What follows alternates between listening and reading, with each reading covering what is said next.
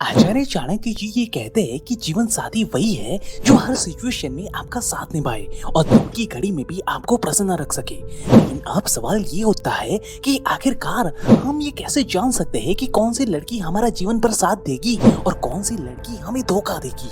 तो इसका जवाब भी आचार्य चाणक्य जी ने हमें हजारों साल पहले चाणक्य नीति में बड़ी ही खूबसूरती से दिया है, जो आज मैं आपके साथ शेयर करने वाला हूँ। So hey beautiful people, welcome to Fundoo programming. मैं हूँ आपका दोस्त फंडू बॉय। दोस्तों, आचार्य चाणक्य जी ये कहते हैं कि नैनम चक्रम परिभ्रमयति, अर्थात केवल एक ही पहिया बड़े से रथ को चला नहीं पाता, इसलिए हमें हमेशा अपने जीवन में एक लाइफ पार्टनर की 100% जरूरत पड़ती है।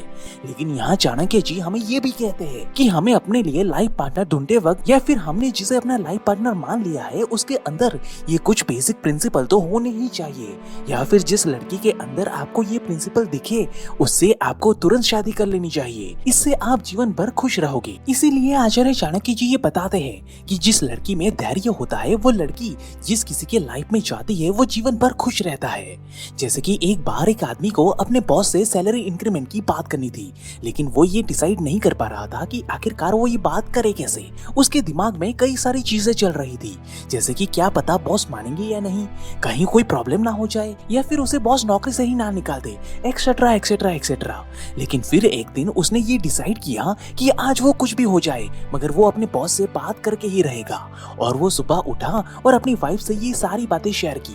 अब सारी बातें सुनने के बाद उसकी वाइफ उसका हौसला बढ़ाते हुए ये कहने लगी कि मैं जानती हूँ कि तुम बहुत ही हार्ड वर्किंग इंसान हो और तुम सच में एक अच्छी सैलरी डिजर्व करते हो, इसलिए तुम्हें बिना ज्यादा घबराए अपने बॉस से बात कर लेनी चाहिए। अब इस सपोर्ट के बाद वो आदमी थोड़ा सा कॉन्फिडेंट हुआ और उसी शाम उसने अपने बॉस से सैलरी बढ़ाने के बारे में बात की, जिस पर चमत्कारी रूप से उसके बॉस भी मान गए और उस आदमी की सैलरी बढ़ा दी। और इस बात से वो आदमी बहुत ज्यादा खुश हुआ और रात को खुशी खुशी अपने घर जाने लगा। लेकिन घर जाते ही वो देखता है कि उसकी वाइफ ने ऑलरेडी खाने के लिए काफी सारे पकवान और डिशेस बना करके रखे हैं। ये देखकर वो सोचता है कि शायद किसी ने पक्का ऑफिस से कॉल करके उसकी वाइफ को ये बात बता दी होगी कि उसकी सैलरी आखिरकार बढ़ गई है। लेकिन वो इन सब बातों की ज्यादा परवाह नहीं करता और वो खुशी खुशी अपनी वाइफ के पास जाता है और उसे ये गुड न्यूज देता है और दोनों खाना खाने के लिए बैठ जाते हैं। लेकिन तभी उसकी नजर पास में पड़े एक कार्ड पर पड़ती है जिस पर लिखा हुआ था कि मैं जानती थी कि तुम्हारी सैलरी जरूर बढ़ जाएगी और ये सब मैंने बस इसलिए किया है ताकि मैं तुम्हें ये बता सकूं कि मैं तुमसे कितना ज्यादा प्यार करती हूँ। अब इस कार्ड पर लिखी चीजों को पढ़कर वो आदमी बहुत ज्यादा खुश हो जाता है। लेकिन फिर थोड़ी देर के बाद उसकी वाइफ खाना सर्व करने के बाद किचन में जा रही होती है। तभी उसकी जेब से एक दूसरा कार्ड नीचे गिरता है, जिस बात का पता उसकी वाइफ को तो नहीं चलता, लेकिन वो आदमी चुपके से वो कार्ड खोलकर देख लेता है और अंदर लिखी चीजों को पढ़ने के बाद वो काफी ज्यादा इमोशनल हो जाता है, क्योंकि उसमें लिखा हुआ था कि कोई बात नहीं डियर, अगर तुम्हारी सैलरी इस बार नहीं बढ़ती है तो इसमें परेशान होने की कोई बात नहीं है, मैं तुम्हारे साथ ही हूँ। फिर चाहे तुम्हारी सैलरी बढ़े या ना बढ़े तुम्हें दुखी होने की कोई जरूरत नहीं है। और ये सब मैंने बस इसीलिए किया है ताकि मैं तुम्हें ये बता सकूं कि मैं तुमसे कितना ज्यादा प्यार करती हूँ। ये सैलरी हमारे प्यार को डिफाइन नहीं कर सकती। जिसे पढ़कर हस्बैंड की आंखों में आंसू आ गए। अब आचार्य चाणक्य जी हमें यहाँ पे ऐसी ही लड़की के बारे में कह रहे हैं जिसके अंदर धैर्य हो, जो आपके बुरे से बुरे हालातों में भी आपके साथ खड़ी रहे और आपको हमेशा अपने जीवन में ग्रो करने के लिए प्रोत्साहित करे। क्योंकि याद रहे कि वही लड़की सही मायने में आपके साथ महल में रहना डिजर्व करती है, जो आपके साथ एक छोटी सी कुटिया में रहने पर भी संकोच ना करती हो। ठीक इसी तरह आपको भी अपने लिए हमेशा ऐसी ही लड़की ढूंढनी चाहिए जिसके अंदर धैर्य हो। वहीं अगली नीति में आचार्य चाणक्य जी ये बताते हैं जो लड़की अपने पार्टनर से प्रेम करती हो, उसकी चिंता करती हो और उसके बारे में कुछ भी गलत सुनना पसंद ना करती हो, ऐसी लड़की से आपको फौरन शादी कर लेनी चाहिए। जैसे कि जब शिव जी माता पार्वती से शादी करने के लिए बारात लेकर गए थे, तब उनकी वेशभूषा और लुक्स को देखकर माता पार्वती के पिता और बाकी सारे लोग शिव जी का मजाक उड़ाने लगे थे और शिव जी के बारे में अजीब अजीब सी बातें करने लगे थे। अब इस बात पर माता पार्वती को बहुत ज्यादा गुस्सा आया, क्योंकि उनके पति की बेइज्जती वो कतई बर्दाश्त नहीं कर सकती थी, मगर वो भरी सभा में अपने पिता और बाकी लोगों का अपमान भी करना नहीं चाहती थी। इसलिए तब माता पार्वती ने सबकी भावनाओं का मान रखते हुए खुद भी एक भयानक सा रूप ले लिया, जिस रूप को आज हम चंद्रघंटा के नाम से जानते हैं। और इस तरह से वो बिना किसी की भावनाओं को ठेस पहुंचाए बगैर अपने पति यानी कि शिव जी का साथ देकर लोगों को उनका अपमान करने से भी रोक दिया था और उनकी इसी मैरिज को आज हम महाशिवरात्रि के नाम से जानते हैं। अब यहाँ आचार्य चाणक्य जी भी हमें ऐसे ही लड़की के बारे में बताते हैं कि जिसके अंदर आपके लिए प्रेम और चिंता के साथ साथ आपके लिए उसके मन में इतनी इज्जत भी हो कि वो आपके बारे में कुछ भी बुरा सुन तक ना पाए। और अगर कभी ऐसा हो तो माता पार्वती जी की तरह वो भी आपका साथ दे, वो भी बिना किसी की भावना को ठेस पहुँचाए बगैर, तो ऐसी लड़की से आपको तुरंत विवाह कर लेना चाहिए। वहीं अगली नीति में आचार्य चाणक्य जी ये बताते हैं कि जो लड़की शांत स्वभाव की हो, जो ज्यादा गुस्सा ना करती हो, ऐसी लड़की से आपको फौरन शादी कर लेनी चाहिए। जैसे कि जब श्री राम जी को कैकेयी माता की वजह से 14 साल के वनवास के लिए जाना था, तब श्री राम जी ने अकेले ही 14 सालों तक जंगल में रहने की सोची थी।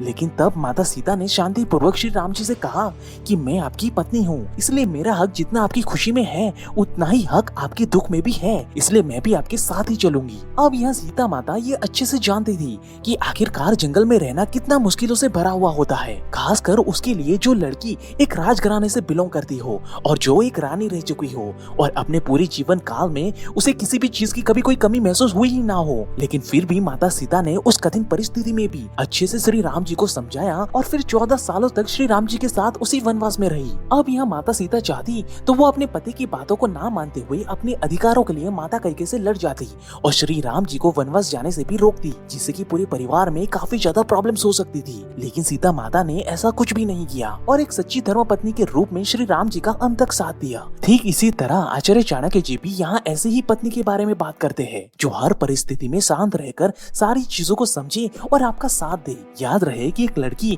एक अच्छी पत्नी तभी बन सकती है जब वो चीजों को शांति पूर्वक समझे, वरना एक समय ऐसा आएगा जब आप अपने दिल की बातें भी उससे शेयर नहीं कर पाओगे। इसलिए आपको भी अपने लिए ऐसे ही लड़की ढूंढनी चाहिए जिसके अंदर ऐसा ही शांत स्वभाव हो।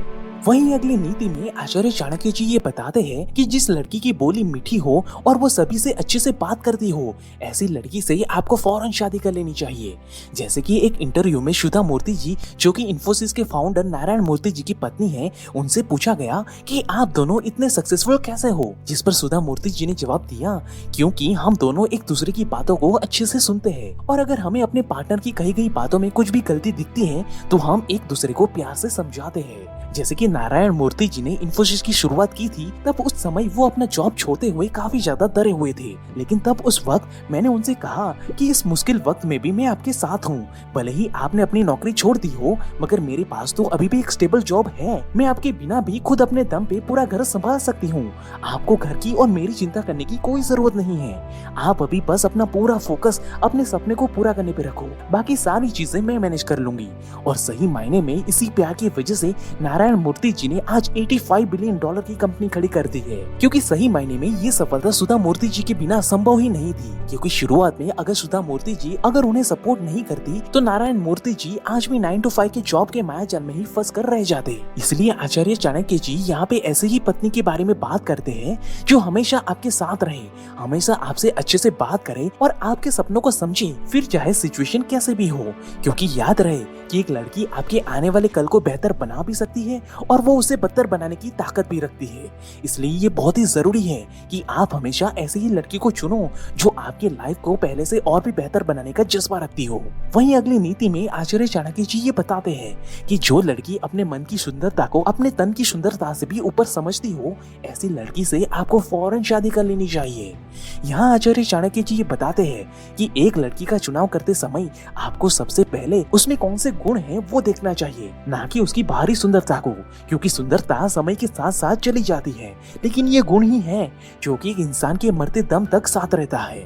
फिर चाहे हम बात करें सुधा मूर्ति जी की, जिसने अपनी सूझबूझ से अपने पति को एक बिलियनर बनने में मदद किया, या फिर हम बात करें हमारी माँ की, जिसने हमारे पिता के कंधे से कंधे मिलाकर काम किया है और आज उनकी ही वजह से उनके हस्बैंड ने काफी सारी चीजें अपने लाइफ में अचीव कर पाए हैं। क्योंकि इस दुनिया में कई सारे लाइव एग्जाम्पल मौजूद है जो इस बात को प्रूव करते हैं कि एक ऐसी लड़की जिसके अंदर अच्छे गुण हो, वो किसी भी मायने में ऐसी लड़की जो केवल सुंदर हो उससे कहीं ज्यादा बेहतर होती है। इसलिए ये जरूरी है कि आप हमेशा ऐसी लड़की को चुनो जिसके अंदर ये सारे गुण मौजूद हो। तो अगर आपको ऐसी लड़की मिले जिसके अंदर ये सारे गुण पाए जाते हो, तो आपको फौरन ऐसी लड़की से शादी कर लेनी चाहिए। क्योंकि ये मैं नहीं बल्कि आचार्य चाणक्य जी अपनी किताब चाणक्य नीति में बताते हैं, जिसकी लिंक एंड डिटेल्स आपको डिस्क्रिप्शन बॉक्स में मिल जाएगी। सो आई होप दोस्तों कि आपको ये ये वीडियो पसंद आया होगा। अगर आप हर हफ्ते ऐसे ही चालाकी और समझदारी भरे वीडियो देखना चाहते हो तो हमें सब्सक्राइब करके इस बेल आइकन को दबा दीजिए, ताकि हमारे ऐसे ही बेहतरीन वीडियोस सबसे पहले आप तक पहुंचे, जो आपको actual real life wisdom and knowledge के साथ एक चालाक एंड सफल इंसान बनाने में 100% मदद करेंगे। क्योंकि आपको सफल बनाना ही हमारा एकमात्र लक्ष्य है। और हमसे पर्सनली कनेक्ट करने के लिए आप हमारे इंस्टाग्राम और फेसबुक कम्युनिटी को जरूर से विजिट करें। So at last, thank you for watching guys.